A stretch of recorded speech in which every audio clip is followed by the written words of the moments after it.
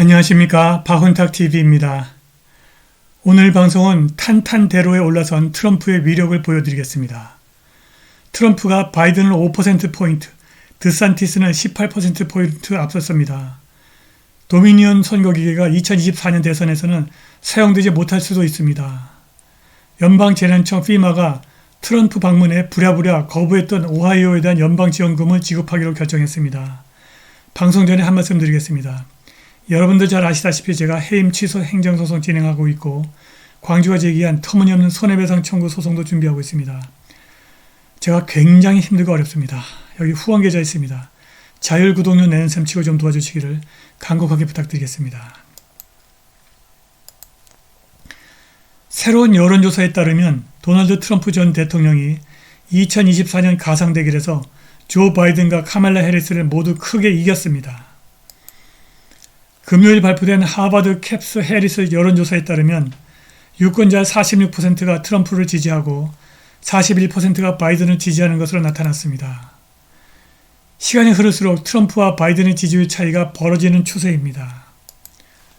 2024년 대선에 해리스가 민주당 후보로 나올 경우 응답자의 49%가 트럼프, 39%가 해리스를 지지하는 것으로 나왔습니다. 트럼프의 랜드슬라이드 압승입니다. 더 힐에 따르면 트럼프는 8명의 예비후보가 나선 공화당 가상 예비선거에서 37%, 드산티스는 19%를 받았는데 드산티스의 지지율은 직전의 동일한 여론조사보다 낮고 앞으로 더 떨어질 것 같습니다. 하버드 캡스 해리스 폴 설문조사는 2월 15일부터 조지 소로스가 드산티스 지지를 선언한 16일까지 1838명의 등록 유권자를 대상으로 실시되었습니다. 따라서 다음번 이러한 조사에서는 드산티스의 지지율이 더 떨어질 수 있습니다. 트럼프의 높은 지지율은 트럼프가 탄탄대로에 올라섰다는 주장을 지지하는 몇 가지 조건들 중에 하나일 뿐입니다. 오메가4 아메리카라고 하는 민간 조직이 12개 경합주 스윙 스테이트에서 5에서 18%에 이르는 유력 유권자를 실시간으로 찾아내고 제거하고 있어서 트럼프의 높은 지지율이 그대로 선거 결과로 이어질 가능성이 계속 증가하고 있습니다. 게다가 미국에서 선거를 조작하는 데 사용된 도미니언 선거기계가 교체될 가능성이 있습니다. 팍스뉴스와의 소송에서 도미니언이 심각한 문제에 봉착했습니다. 팍스뉴스가 도미니언의 직원이 도미니언 선거기계의 보안에 대해서 심각한 우려를 표명한 사실을 발견하여 공개한 것입니다. 도미니언 시스템스가 2021년 3월 팍스뉴스를 고소했는데 AP통신이 이 소송에 대해서 아래와 같이 보도했습니다. 도미니언 보팅 시스템은 팍스뉴스가 떨어지는 시청률을 높이려고 그들이 2020년 선거를 조작했다는 거짓 보도를 했다면서 폭스뉴스에 16억 달러 명예훼손 소송을 제기했다. 2020년 선거 이후 주류 미디어는 이 선거 결과에 이의를 제기하는 사람과 단체를 선거 결과를 거부하는 범죄자로 낙인 찍었습니다. 그런데 지난주 목요일 팍스뉴스가 법원에 이 사건에 대한 브리핑을 제출했습니다. 이 브리핑은 도미니언 영업관리자 마크 백스트랜드가 과거에 다른 당사자들이 전화를 통해서 도미니언 투표기계와 불법적으로 통신한 사실을 확인했습니다. 백스트랜드는 조지아와 노스캐롤라이나에서 특정한 사례를 식별했고 도미니언 시스템이 미시간에서 해킹되었고 이러한 보안 실패가 뉴스에 보도되었다고 증언했습니다. 2020년 대통령 선거 몇 주 전에 도미니언의 제품 전략 및 보안이사 에릭 쿠머가 우리 회사는 버그로 가득 차 있을 뿐이라고 인정했습니다. 쿠머는 수년 동안 도미니언의 실패를 비난했습니다. 2019년 쿠머는 우리 제품이 형편없다고 언급했습니다.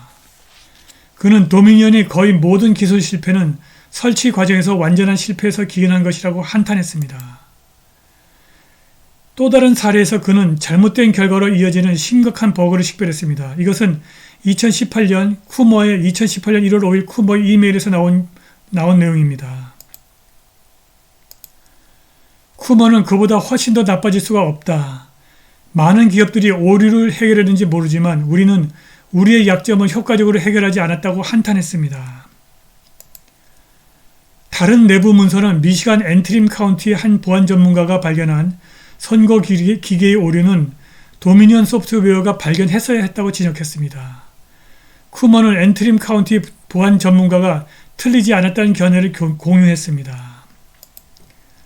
2020년 조지아주가 불규칙성에 대한 불만을 제기하고 도미니언 선거기계를 다시 프로그래밍하라고 요구했습니다.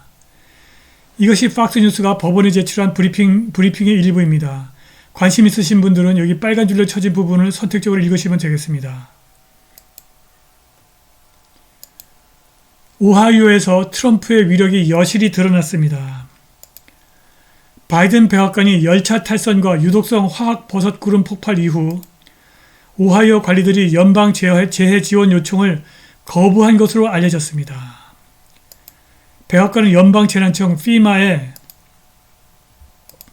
열차 탈선 및 독성 화학 폭발에 대한 지원을 제공할 장비가 없다고 말했고, 바이든 행정부 관계자는 팍스뉴스 디지털에 이달 초 동부 오하이오에서 화학물질이 방출된 후 주변 지역사회에 광범위한 지원을 제공했다고 말했습니다. 그러나 이 관리는 허리케인과 기타 자연재해로 피해를 입은 지역사회에 구호를 제공하는 FEMA, Federal Emergency Management Agency가 오하이오주의 현재 필요를 지원하기에 적합하지 않다고 말했습니다. 그런데 2월 17일 트럼프가 오하이오 참사 현장을 방문할 것이라고 발표했습니다.